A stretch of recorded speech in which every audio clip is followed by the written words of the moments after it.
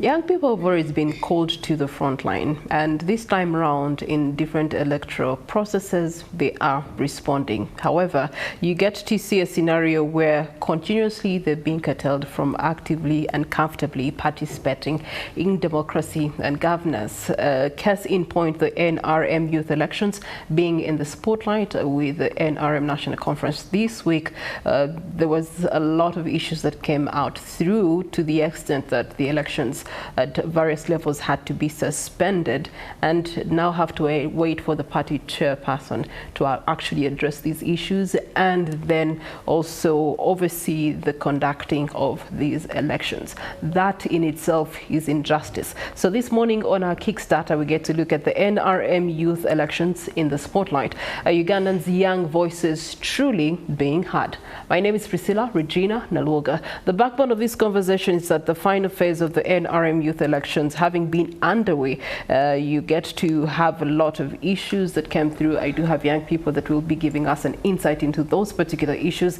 Now there's a suspension that they are having by the party chairperson, President Yoweri Museveni, and there's so many irregularities that have been put on the spotlight through these elections. The process has really drawn a lot of scrutiny as young people vie for both the national and regional positions and are trying to grow into meaningful participation. But is their representation being received as meaningful? Or they're just being sidebarred? While political parties hail developments as milestone for young people's involvement and empowerment, many questions are there, especially whether the young people are genuinely being represented or they're just being used as mobilization tools for political gain. Today, I get to be hosting Mercy Kanyesije, an aspirant for the National Female Youth Representative, and Omar John Baptist, who's aspiring youth MP for the Eastern region. And both of them are going to share with us their perspective on what these elections truly mean, especially for the young demography. I'll start with, let me just speculate, honorable to be. Mercy Kanyesije, good morning to you. Good morning. Could you tell us more about yourself and the position that you are standing for? Thank you so much. My name is Kanyesije Mercy. I am the youth chairperson of the Ntonde district and aspirant for the position of National Female Youth MP, and the outgoing Secretary, Legal Affairs National Youth Council. Mm-hmm. And I come from the Ntonde district. All right. And I must say I'm very passionate at serving young people because I have experience. I've been groomed enough to serve in this position. To begin with, I started my leadership all the way from Jinja SS, where I did my A-level. From there, I went to the Uganda Christian University, where I was a finance minister in our guild. And later on, I became the president of the Ntonde University Students Association, and then lastly, Secretary Legal Affairs National Youth Council. This means that I have enough experience to really push the young people's agenda, because I all know all the challenges that we face as young people and as leaders in this country, and I look forward, if I am granted the mandate to serve the young people, to work closely with the youth to make sure that we push the young people's agenda, and we work together to make sure that the challenges that we face are addressed actually by us. Well, thank you so much. Omar John Baptist, tell us more about yourself. Thank you. John Baptist Ouma is my name. I come from an island not known to many people in this country, called Sigulu, an island quite next to Migingo Island, the famous island. That is in Namaingo district, East Busoga diocese, Busoga sub-region. That is Eastern Uganda. I'm aspiring youth member of parliament, Eastern Uganda. My leadership, or the advocacy for the young people, start right from the hill, Kira College Butiki in Jinja, as we spoke and engaged deeply at a regional level, national level, and international level, speaking about the matters that affect the young people. When I represented this country in Romania, Bucharest, in international debate on matters that affect the young people. I've also been at Uganda Christian University, where I served as member of parliament representing non-residents, the biggest constituency in Uganda University. Also served as the Prime Minister. I remember that time we invited His Excellency the President, and he had an engagement with the young people at the university. Went to Law Development Center, Mbarara, where he served as the guild president at that time. Right now, we are on a national level, aspiring and hopeful that we can voice out the matters that affect the young people if entrusted with this mandate. Thank you. Before, both of you have talked about matters affecting young people, but that's on the generic spectrum. Let's look at you being the young people and the matters that have affected you in these 5 days as you travailed, campaigned, hoping that by today each one of you would have known where you stand in the various positions you stood for, but it's not the reality for you today because of the suspension. How has that affected you? Let's first start with that. And then there's also been irregularities. What particular ones are we talking about in the case of the youth elections? Mercy. Thank you so much, Priscilla. As all Ugandans out there, as you all know that we reported on Monday in Kampala to have our delegates conference, and we're supposed to have our elections, I think, on Tuesday, but it was suspended. And they promised us that on Wednesday we shall have our elections. Still, it was suspended, and that one came out of the chaos that was caused by people, to me, which I believe that were non-delegates, not the delegates of this country. And I thank God that His Excellency, when we complained about this, he intervened. Actually, what was the root cause of that chaos? Of course, as I said, to me, they were non-delegates. There are MPs, either MPs, I do not know, that brought in non-delegates. At the gate, there was no one to prove that this is a delegate or not. Everyone was entering. Trust me, that place was full of non-delegates. So there is no way how we could not have, such chaos. Okay, but what I thank God, or I thank our party chairman, His Excellency Kaguta Museveni, he was actually following on that day. That's the second time when they postponed the election. His Excellency had to call through our Secretary General, Richard Todong, and talk to the young people and told them, I've had your issues, and he postponed the elections, of which I am proud of that, and our party, because the chaos didn't take much long, you understand, meaning that they really care about us. But of course, the challenges that I faced, first and foremost, the issue of non-delegates. They enter, you don't know who is a delegate and who is not. That was really, really a challenge to me. Then secondly, you realize that you have traversed this entire country. Personally, I've traversed this entire country 3 times, campaigning, asking young people to entrust me with their mandate. And these young people, they reported on Monday. And trust me, these people, they have what they're doing, their businesses, their family, you get. So laying them in Kampala automatically, it frustrates them. And some of them actually went back on the first day when they postponed the election. The second time, still the number that was here, they went back. So you realize, and you ask yourself, why did I actually campaign this much if they are not here to, vote? So my humble appeal, really to our party, is one to that since they have postponed, to set the date as soon as possible to have these postponed elections. Is it even fair to begin with to have the elections outside the conference? Because this is money that you yourself are spending. I know the party has to rearrange, but then on your side, these are costs, and this is a moment you feel like you need to remind the constituencies of why you're standing and what you are standing for, and that comes at a cost. I know that there's an emotional distress that is coming to you, and a lot of pressure that now you have to extend yourself and expose yourself to because of, one, the suspension itself, and the suspense of not knowing when next the elections are coming through.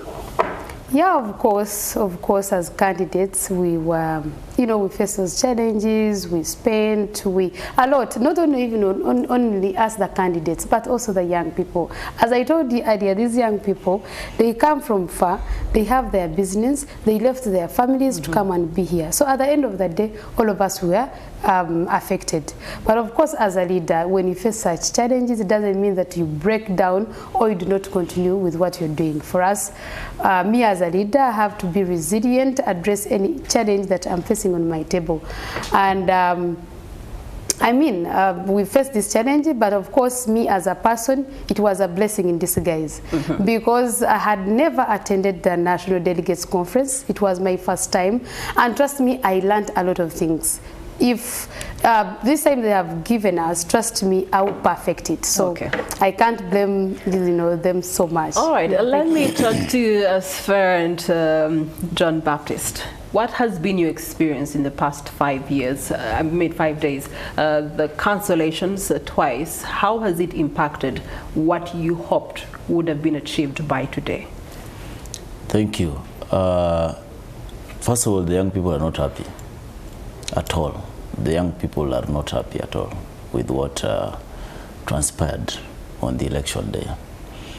It has affected them quite negatively, and even affected the candidates much more negatively. When there is a mental situation already created that there's going to be a lapse of an activity on a certain day, and when that day comes, when we are mentally prepared, everybody is mentally prepared, both the candidates, and the people organizing, and the voters.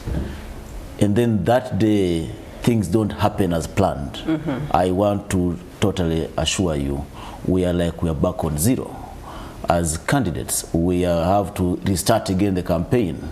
And of course, this by default comes with unnecessary or uncalled for expenditures, uncalled for further conversations that we have already had, repeating ourselves here and again about matters that we had already engaged the young people about. So there is grief on the faces of the young people, and especially we that have traversed all corners of Eastern Uganda, for me, for example. And I think the attention must be drawn to the national chairperson. Of course, he is already concerned about the matter, and he has pledged to observe directly on this matter. But our call, and what we have tried to emphasize as young people, for the president, or for this case, the national chairperson, to interest himself further by having a conversation, even before this election is held, by having a conversation with the young leaders, to ask them what really went wrong. We were the observers of that day, by the way. We were the real observers of what transpired on that day. We don't want to make mention of particular names. But what went wrong? We are only concerned with the way the election was conducted. Okay. Because when we see it, the phrase free and fair elections that the Electoral Commission is always fronting. From your experience, was the preparation and the conducting of the elections, even though things went upside down, did you experience free and fair in the whole process? A free and fair election does not call for a chaos that we had. I want to say that I want to align my thoughts to say the election was to a certain extent not free, and that is why we saw people throw chairs all over, we saw people run, we saw police move people to a certain direction. So I think that was a grievance from a majority of the young people at that particular time, which I think I insist that if it was a free and fair election, then that shouldn't have been called for. What exactly happened from your eyes? I had the counting was going on. Of course, people lined up. And for me, I want to insist that the next time, we had 3 candidates who were aspiring for the position of national youth chairperson in the league, the youth chairperson in the league. And there are only 3 parties. You know, Kololo is a very big area. And I asked myself, why did these linings get concentrated in a particular area? If we had these lines quite a distance away from each other, I think there is a lot that would have been mitigated at that particular time. So I insist that in our arrangement, there is a lot that needs to be combed, and this can only happen when we pioneer conversation as young people to see how best we think the election can be free at that very time. So that being said, what would be the recommendations you would give to the organizing committee so that the election that they name, the date that they name next for the election, those can be integrated in? Yeah, one, I recommend that, as I said earlier, we have been affected negatively with the aspirants, and the person who comes from the farthest part from Kampala, I think, is Kidepo. That's about 420 kilometers from here. Someone is traveling for about quite a number of 18 of hours, you know. And that person, if he started traveling yesterday, preferably they have not yet even reached where they're going. And now an election, therefore, that we foresee must be organized within a time frame that accommodates a person who has traveled farthest from this point and the person who has maybe traveled closest. But also remember that we have gotten the EC nominations coming up for next week, I think. So we are time barred, but also we need to be conscious of people's mental health. People who have traveled farthest. These young people, some of them are fathers, some of them are mothers. They have children that they're taking care of. They cannot have a whole waste of time again over an election that is not a blame on them, but the blame on those that organized this election. Okay, all right. We're going to be taking a short break. When we return, we get to hear the voice of Mercy on what recommendations she would give for the next slated date of the youth elections. Please stay with us.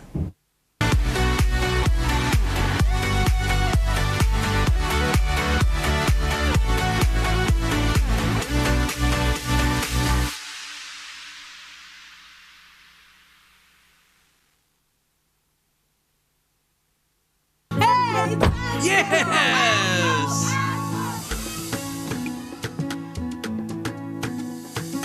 Everyone has a dream of owning a house this year. It's your turn to Joga 2025 with ABSA. Switch to ABSA and make your dream a reality by applying for the ABSA Home Loan. Call 0800 222 333 and let's get started. ABSA, your story matters.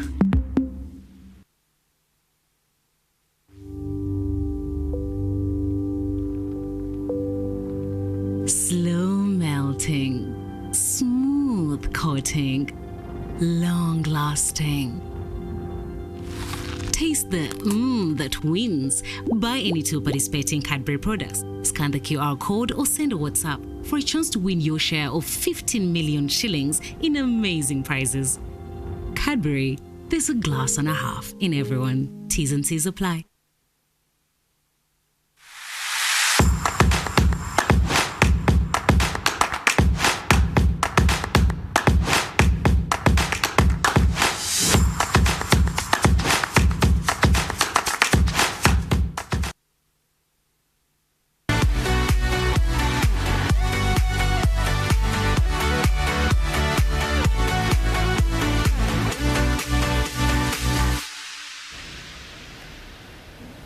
The NRM youth elections at a crossroad. Where do they go from here?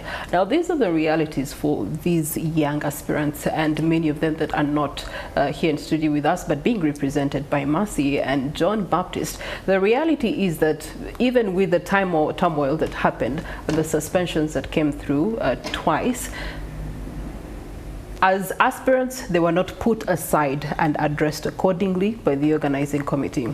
As a whole group, youth, there was not an official engagement from the organizing committee of the NRM to tell them that this has happened, this is what we're going to do, these are the next actionable steps we're going to take as a party in order to then arrive to exactly what happened, maybe an investigation, and then we can get to know how we'll conduct the next election. They get to hear of the suspension of the election from the party chairman. And so they are left in suspense themselves. No one is giving them a phone call. No one is giving them official communication, and they do not know where to go. Mercy, before we get into the depth of that, we had left off on the account of wanting to hear from you. What are the recommendations you would give to the committee organizing the youth elections as they are preparing for the next date? Thank you. Thank you so much, Priscilla. Of course, as a person, what really discouraged me is the issue of fake delegates.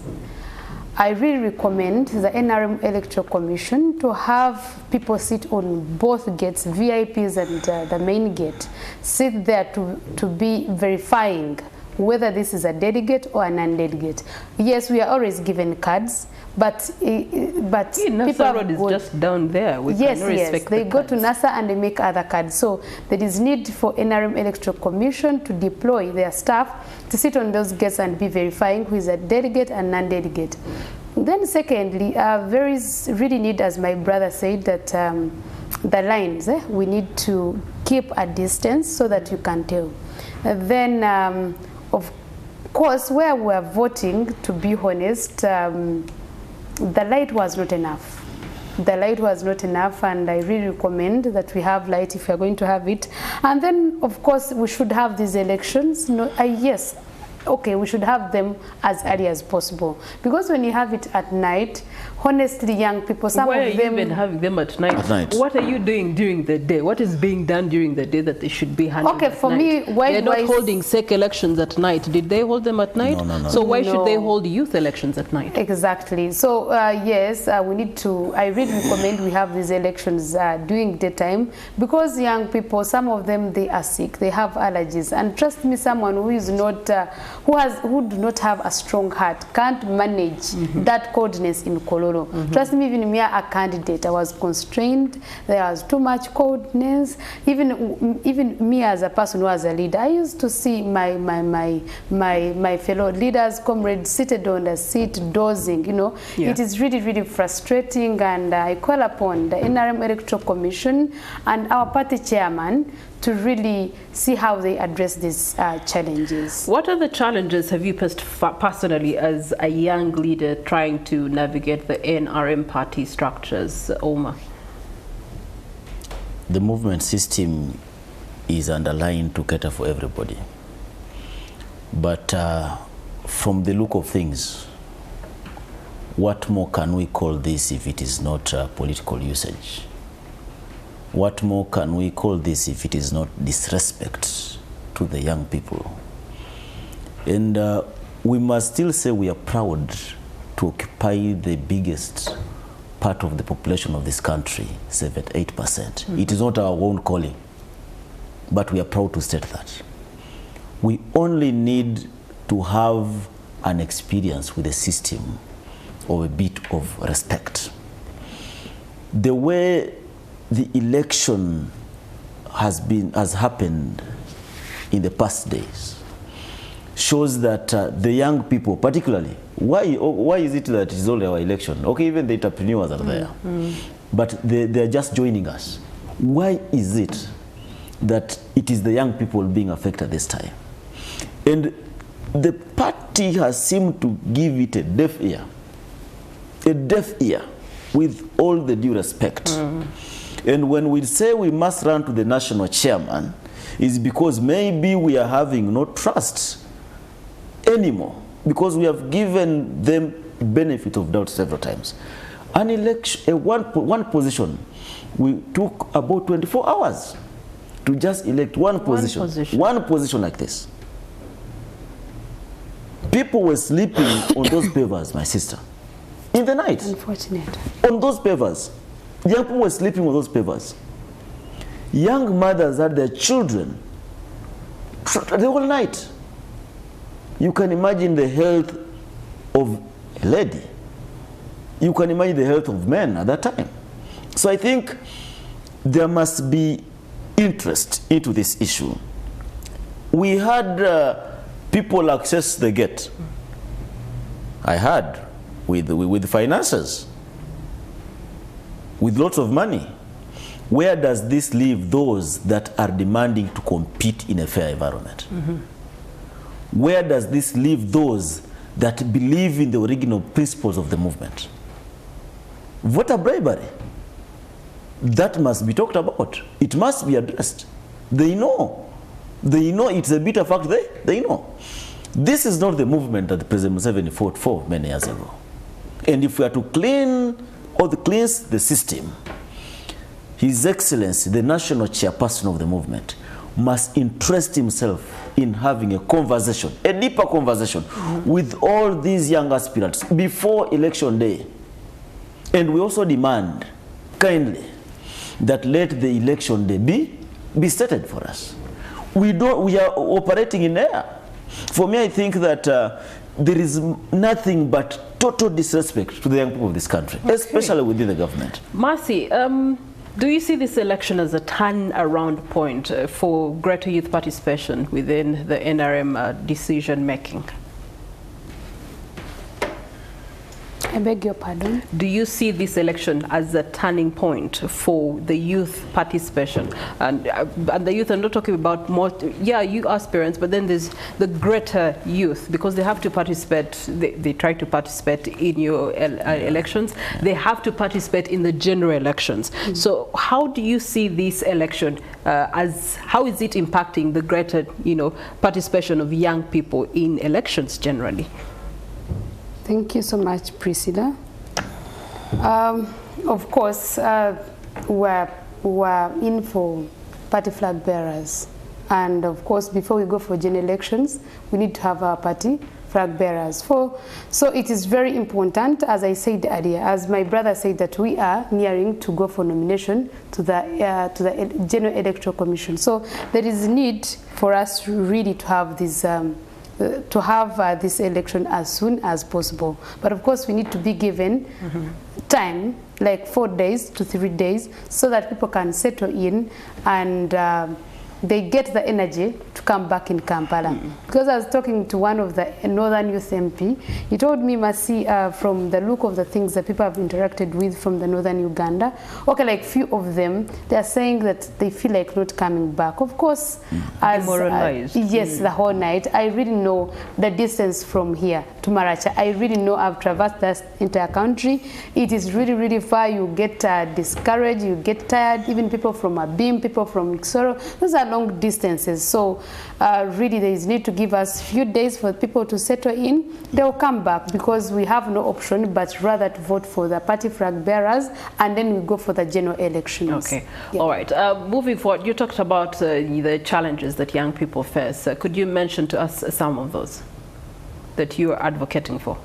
In the context of this election? No, in the context of really young people generally. Oh, yes. As an aspiring youth MP. Oh, thank you so much. Of course, one of the challenges we face, I'll start with the leadership, is underrepresented, or our structures are not active. As I said earlier, me as in the National Youth Council, I always feel proud so much to always start with that institution. Okay. The National Youth Council is the body that unites all the young people in this country, and we have the structures in the country starting from the national level, district level, sub-county level, parish level, up to the village level. And one of the responsibility is to ensure that young people participate in government programs, is to do monitoring, is to engage young people in activities that benefit them. But yes, but we still face a lot of challenges in the issue, to do our responsibility. Why? Because our budget is really little. You find at National Youth Council, they give us like 1 billion in a year, meaning a financial year, meaning that every quarter you're getting 200 million. Trust me, 200 million cannot facilitate over 63,000 youth leaders. So there is need to increase on this budget so that we can empower the other structures, starting from the national to the village level. All right. And of course, another challenge we have, the issue of unemployment, is a song of the day. And I want to appreciate the government to come up with the initiatives or the government programs to address the issue of unemployment. Okay. Of course, I speak in the perspective of the government. And they have come up with different programs. I will talk about the presidential. So as our time is fast spent, those are definitely strong points. Omar, do you have any different points that you want to address as an upcoming youth leader? While I traversed part of the country, that is Eastern Uganda, I reached a point in Bukedi sub-region, and while I was asking the young delegates, the chairpersons, they said, I asked someone in Bukedi whether they knew about whether there was a presidential hub in Bukedi, and they didn't know that there was a hub in there was even a hub. There was a hub. Now, civic awareness is very limited amongst young people. I think that there is more that government needs to do to make these young people aware of whatever initiatives they set up. We are young leaders at sub-county level, but you realize that a whole sub-county, most of the people who run the errands of the party are the young people. Mobility has become a very big problem. You find a young man walking from one corner of the sub-county to another corner of the sub-county. We have implored the government in our manifestos, in my personal manifestos, government should look into mobility on how best the young people should engage and mobilize for the party. All right, so call to action as we close. What's your message to the party, and are there any actionable steps? Young people never sit and fold hands. That one I know.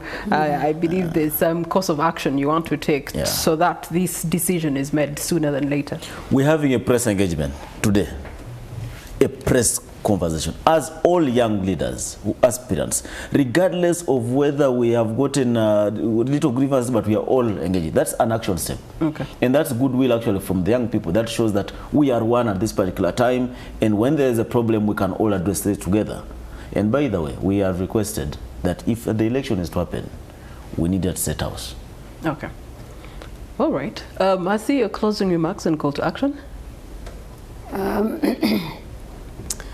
Of course, mine is basically to encourage the young people who are grieved, who are not happy with what is really happening. Of course, the people who are voting us are leaders, and they are all leaders and politicians. All what I can say to them is to remain focused, determined that these are the challenges we face in leadership. Kindly, if they set the date, I request all the young people from Eastern Uganda, Northern Uganda, Western Uganda, and Central, kindly make it a point to come back and vote for your MPs. We will be so grateful if you come. Thank you. All right, wishing the very best to the two of you and all youth leaders out there that are aspiring for the different positions. At the end of the day, we encourage young people to participate actively in democracy and governance of our country. As we're heading into the general elections 2026, it is your right, it is your vote, it is your decisions. Uganda decides 2026. The bold voice, NTV Uganda, will be here to keep you abreast of all events unfolding as we are getting into the heightened season of the elections. Morning at NTV takes a holiday for now, for the next 2 days. We'll be seeing you again on Monday. On behalf of Chris Igenyi, myself, Priscilla, Regina, Naloga, and the entire broadcast team behind, have a good weekend.